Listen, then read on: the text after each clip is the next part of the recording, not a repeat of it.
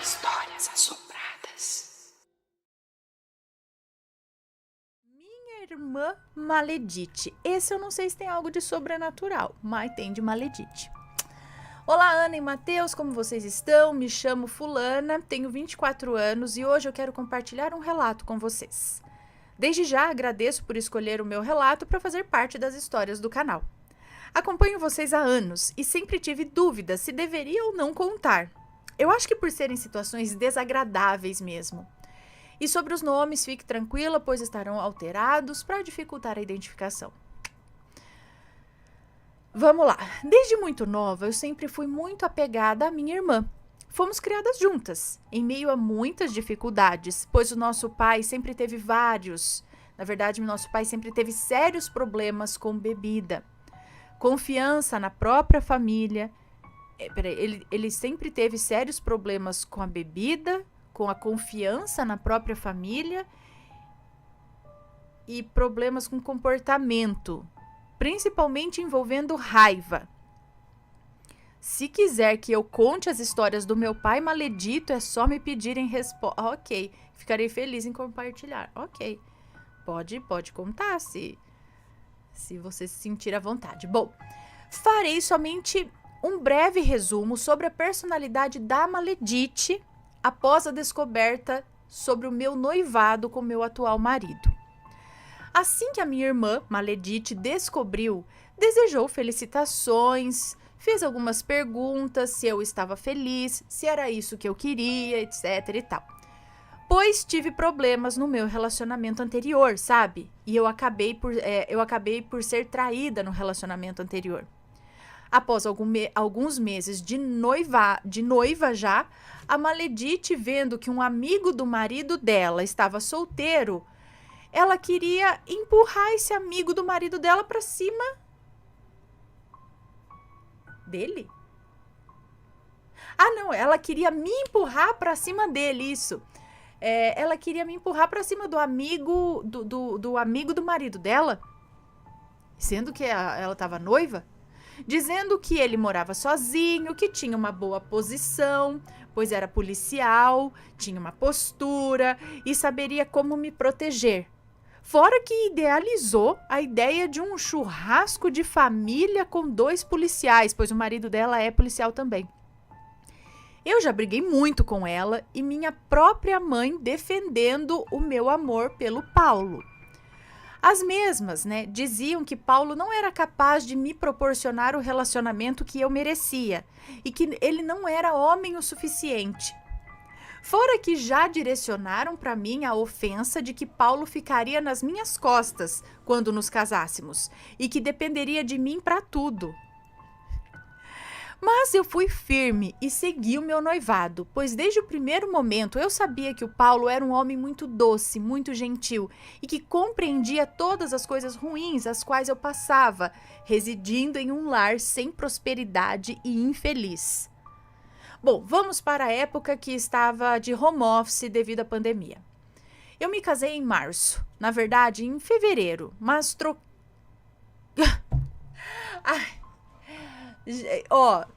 não precisa. Quando vocês trocarem nomes, trocarem lugares, não precisa explicar depois ou falar, porque isso confunde tudo. Eu não sei que parte que é pra eu ler, que parte que não é pra eu ler, entendeu? Aí troca e depois fala e depois é pra ler e depois não é pra ler. Então, só troca, eu não preciso saber a verdade, vamos dizer assim. Se o fulano chama Carlos, não precisa em seguida falar, não, o nome dele é Fernando, mas eu tô colocando Carlos aqui.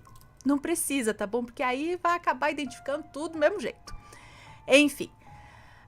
Bom, me casei em março com o meu atual marido. E na tentativa de trazer uma renda extra para dentro da minha casa, aceitei trabalhar de babá, cuidando do meu sobrinho afilhado.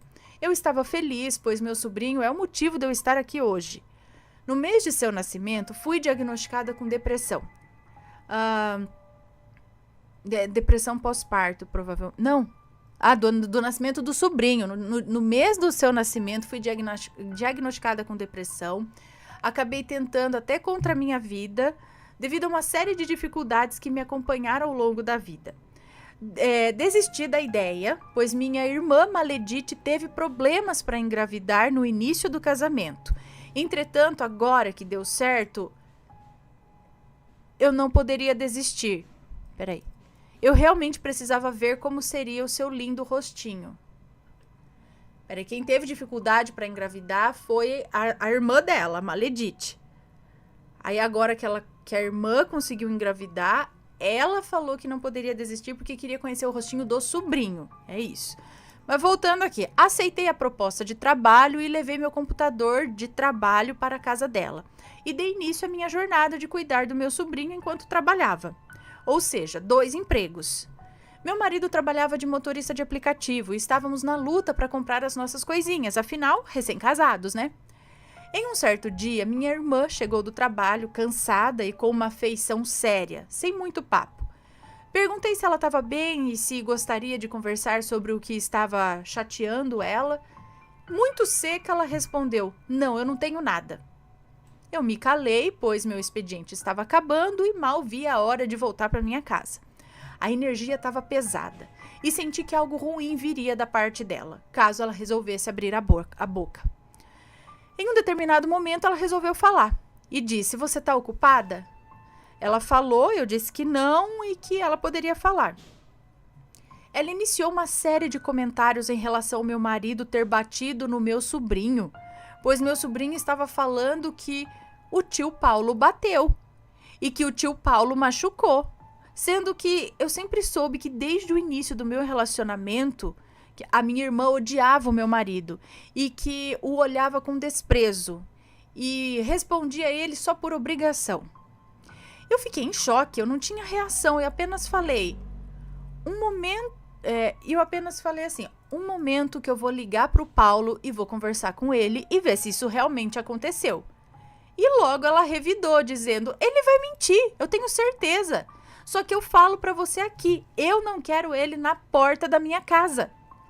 Sendo que o meu marido, Ana, dava caronas para ela até o trabalho, pois ela estava passando por dificuldades financeiras e ele não cobrava nada dela. Pelo contrário, nós sempre a ajudamos. Enfim, liguei para o meu marido, atrapalhei o trabalho dele, dizendo: "Paulo, eu preciso falar com você. Você é direta, então me responda com sinceridade. Você bateu no Enzo?" Assustado, meu marido logo respondeu: "Você tá louca? Eu jamais faria isso com o Enzo." Aí eu respirei fundo e continuei a discussão na frente da minha irmã Maledite. E honestamente falo, senti que ela estava gostando dessa discussão.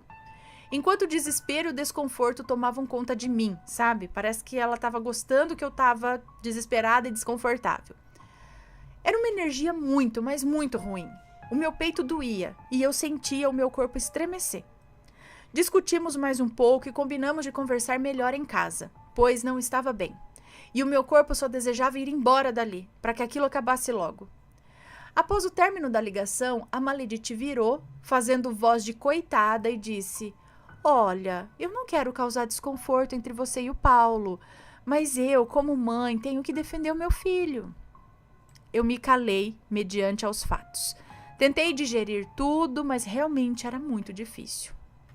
Em casa, conversando com o Paulo, ele me explicou que jamais bateria no Enzo e que era invenção da Maledite. Ele disse que sempre gostou muito do Enzo e que não tinha direito algum sobre ele, que o dever de aplicar uma educação de qualidade era unicamente dos pais. Educação de qualidade. Outra, sempre quando ele estava perto do Enzo, eu estava perto dele também. Eu jamais vi algo irregular, muito pelo contrário, ele sempre foi muito respeitoso e brincalhão com o menino. Mas você não pediu maiores explicações para a irmã? Ela não tinha maiores detalhes para falar quando... É que o menino era pequeno, também não sabia explicar muito, mas... O menino falou mesmo? Bom, em casa... Não, isso já foi. Após esse desconforto, a Maledite, vendo que não causou maiores danos no meu casamento, estava em busca de me culpar por outra coisa, independente do tamanho que fosse.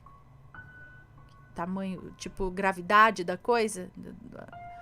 Em um belo dia, chegando em minha casa, eu desabafei com o Paulo sobre não aguentar mais ter que tomar remédios e sentir a minha gastrite atacando devido ao estresse da energia da casa da Maledite. e de trabalhar em 2 empregos simultaneamente. O Paulo compreendia, mas não entendia por que eu me sentia assim. Afinal, eu amo o Enzo mais do que tudo. E a companhia dele me fazia muito bem. Afinal, crianças são puras, são inocentes e a única vontade dele era brincar, fazer um lanchinho da tarde, assistir um desenho e dormir no meu colo, enquanto eu falava com os clientes, como sempre acontecia, pelo computador. Conversa vai, conversa vem. O Paulo resolve me chamar para sair e espairecer um pouco. Afinal, eu estava extremamente estressada e cansada. Eu acho que por questões energéticas mesmo. Fomos a um barzinho comer espetinhos e curtir a nossa própria companhia. Quando, após alguns minutos depois de chegar, a Maledite envia uma mensagem dizendo: Fulana, uma pergunta. Você comeu a Nutella do Enzo? Pois o pote estava praticamente no começo e está na metade agora. Ao ver a mensagem por cima, olhei para o Paulo e disse: ai não, lá vem ela de novo. Paulo, como sempre, muito objetivo, afinal a família dele tem origem alemã e eles não possuem paciência com gente mimizenta e cheia de dedos. Ele logo disse: ignora essa desgraçada e vamos nos curtir um pouco. Ana, eu juro que eu tentei, mas a Maledite não parou de enviar mensagens. E resolvi dar um basta, respondendo-a e esclarecendo que eu não comia Nutella do Enzo e que somente comia o que ela me permitia comer dentro da casa dela. Chegando em casa, tomei um banho e logo caí no sono. E o Paulo foi logo em seguida. Afinal, desde que nos casamos, a nossa vida estava muito corrida e cheia de desafios. Logo pela manhã, quando acordei, vi no meu celular que havia recebido uma série de mensagens da Maledite, dentre áudios e textos, de cunho ofensivo, humilhante e indireto. Logo, acordei o Paulo, pois sabia que eu ia chorar, ou eu ia perder o controle por estar aguentando por muito tempo aquilo. E Paulo sempre foi o meu porto seguro, a minha estabilidade em momentos difíceis. Principalmente aqueles que envolvem a falta de noção da minha família para comigo, ou o nosso relacionamento. Ao ver as mensagens, não acreditei em tal humilhação. Ana e queridos assombrados, ela me acusou de coisas ruins, de comer as coisas na casa dela, as quais ela não me autorizou de pegar, por exemplo, a Nutella do Enzo. Ela me acusou de chegar atrasada na casa dela quase todos os dias. Em resumo, foi um inferno sem fim. Dizia que estava me pagando para cuidar do Enzo e que não estava me pedindo favor algum, sendo que desde que havia começado a trabalhar para ela não cumpriu com metade do combinado, fora que não me pagou pelo meu trabalho. Pensei em relatar até para a polícia, mas como o marido dela é policial, talvez ele invertesse a história para beneficiar a mulher. Afinal, ela é um verdadeiro pau... o marido dela é um verdadeiro pau mandado. Fora que sempre que ela tem vontade, ele é maltratado e diminuído por ela. Sempre que ela quer, ela maltrata e diminui o marido, é isso? Como eu disse acima, o Paulo, como sempre muito objetivo, logo falou: responde para ela e diga que você vai pegar o seu computador e que não vai mais trabalhar lá. Eu fiz o que o Paulo disse. Estava com pena, pois eu sei que ela me afastaria do Enzo, apenas para causar sofrimento. Mas eu fui forte e fui lá com o Paulo, sem tomar café da manhã, somente para dar um ponto final nesse sofrimento. Mas antes, o Paulo deu a ideia de irmos ao mercado, comprar algumas coisas. Afinal, já que a Maledite estava fazendo tanta questão, devolvemos as coisas que eu não comi, apenas para mostrar a ela o quão ridícula ela estava sendo. Fomos ao mercado, compramos uma Nutella, um salgadinho, dentre outras coisinhas a mais. Chegando à casa da Maledite, ela abriu o portão, nos cumprimentamos com um bom dia seco, de ambas as partes. Subi as escadas e logo iniciei a retirada do meu computador, enrolando os cabos na maior velocidade possível. A casa dela tinha uma energia estranha, era desconfortável e eu não queria passar mais nenhum segundo naquele lugar. No momento que coloquei a sacola em cima da mesa de centro da sala dela, ela perguntou: o que é isso, fulana? Prontamente eu respondi: comprei algumas coisas pro Enzo. eu não estiquei o assunto, sabe? Pois não queria me desgastar emocionalmente. Afinal, já havia chorado em casa e estava super deprimida por saber que ela me afastaria do Enzo durante sabe-se lá Deus quanto tempo. Quando terminei de guardar o meu computador, ela fingiu limpar o chão, acredito que não queria me encarar, e aí eu perguntei, cadê o Enzo? E ela respondeu, tá dormindo.